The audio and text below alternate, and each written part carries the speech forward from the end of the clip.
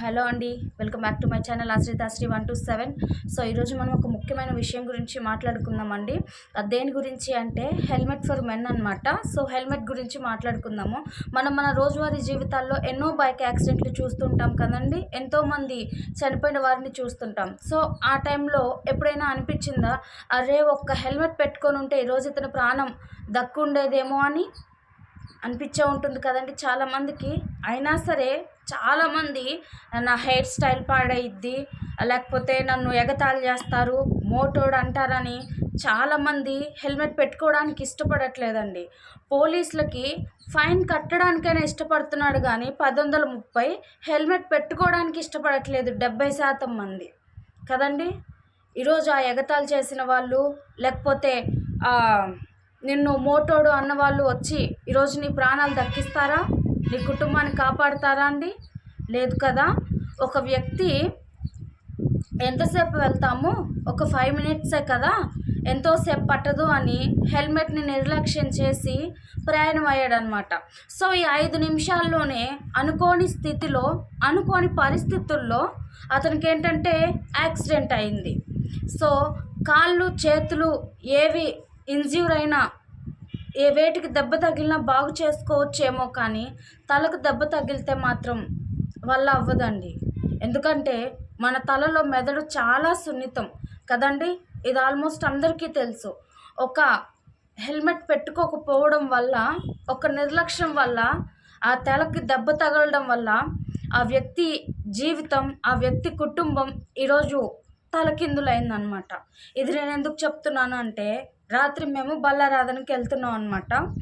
So Tummala చెరువు like ఎక్కడో ఆ చుట్టుపక్కలే జరిగింది ఇది. సో ఏంటంటే అది స్కూటీ, ఇద్దరున్నారో ఒక్కళ్ళు ఉన్నారో నాకు క్లారిటీ లేదు, కానీ ఒక వ్యక్తిని మాత్రం చూశాను. సో బాడీ అంతా బాగానే ఉంది, ఇట్లా బోర్ల పడుకొని ఉన్నారు. అతని మీద ఆ స్కూటీనో బైకో పడింది అనమాట. సో అంత క్లారిటీగా కనిపించలేదు. సో బాడీ అంతా బాగానే ఉంది, షర్ట్ కూడా నలగలేదు, జస్ట్ తలకి మాత్రం తగిలి ఆ రక్తపు మడుగుల్లో పడిపోయాడు. బాడీకి ఎక్కడ దెబ్బ తగలలేదండి, చెప్తున్నాను కదా. ఒంటి మీద షర్ట్ కూడా నలిగినట్టు లేదు. కేవలం హెల్మెట్ పెట్టుకొని ఉంటే ఈరోజు అతను ఆ ప్రాణాన్ని దక్కించుకునేవాడేమో. మరి ఇప్పుడు అతను ఎలా ఉన్నాడో నాకైతే తెలియదండి. చాలామంది ఏంటంటే ఇవాళ చేస్తే రేపటికి 2, ఇవాళ చేస్తే రేపటికి 3, ఏముందిలే నువ్వు చచ్చిపోయి బాగానే ఉంటావు. మరి నీ కుటుంబం ఈరోజు అతను ఎలా ఉన్నాడో నాకు తెలియదండి. మరి అతనికి కుటుంబం, పిల్లలు, ఇంటి దగ్గర మా నాన్న వస్తారు, నా హస్బెండ్ వస్తారు, నా కొడుకు వస్తారు అని ఎదురు చూసే వాళ్ళు ఉన్నారు కదండి. ఒక్క హెల్మెట్ పెట్టుకోవడానికి ఎందుకు జనానికి ఇంత బాధగా ఉందో నాకు అర్థం కావట్లేదు. ఇవాళ చేస్తే రేపటికి 2 అంటే చచ్చిపోయి నువ్వు బాగానే ఉంటావు. మరి బ్రతికున్న నీ పిల్లల పరిస్థితి ఏంటి? వాళ్ళు నాన్న అని ఎవరిని పిలవాలి? పిల్లల గురించి అని ఆలోచించాలి కదండి. హెయిర్ స్టైల్ పాడైద్ది, జనం నన్ను ఎగతాళి చేస్తారు, నేను స్టైలిష్గా ఉండాలి. జీవితం చాలా చిన్నదండి, నీటి బుడగ మీద లాంటిది. నీటి మీద బుడగ ఎప్పుడు పగిలిపోతుందో తెలియదు కదా. అలాగే మానవ జీవితాలు కూడా.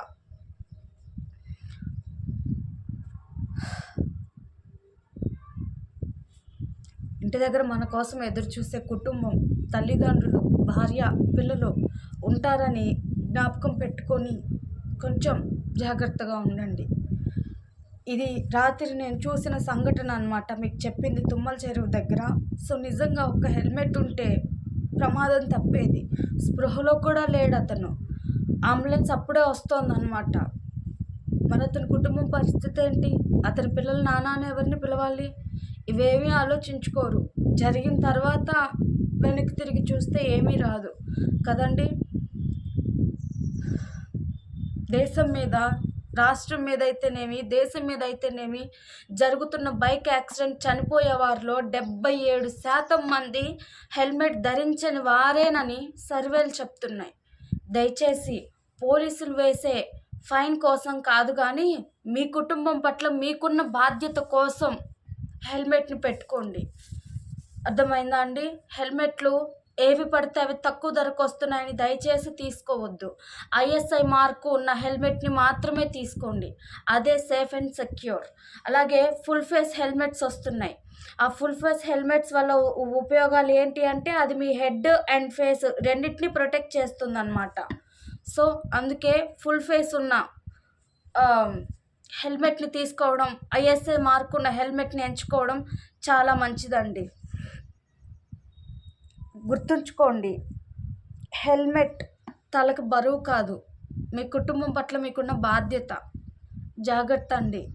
ఈరోజు బయటికి వెళ్ళిన మనిషి ఇంటికి తిరిగి వచ్చేంత వరకు ఎలా ఉన్నారో, ఎలా వస్తారో, ఏం ఫోన్లు వస్తాయో, వేటి గురించి ఫోన్లు వస్తాయో కూడా తెలియని పరిస్థితులు బ్రతుకులు అవుతున్నాయి. జ్ఞాపకం పెట్టుకోండి, నిజంగా మీకు మీ కుటుంబం పట్ల బాధ్యత, మీ పిల్లలు మీ భార్య మీద ప్రేమ ఉంటే ఖచ్చితంగా హెల్మెట్ పెట్టుకోండి. మీ ప్రాణాలను మీరు కాపాడుతూ మీ కుటుంబం పట్ల మీకున్న బాధ్యతని నెరవేర్చండి. దయచేసి హెల్మెట్ ఖచ్చితంగా పెట్టుకోండి. సేఫ్గా ఇంటికి చేరండి. నా ఈ వీడియో కనుక మీకు నచ్చినట్లయితే ప్లీజ్ లైక్ చేసి, షేర్ చేసి నా ఛానల్ని సబ్స్క్రైబ్ చేసుకోండి. నేను ఏమైనా తప్పుగా చెప్పు ఉంటే దయతో నన్ను క్షమించండి.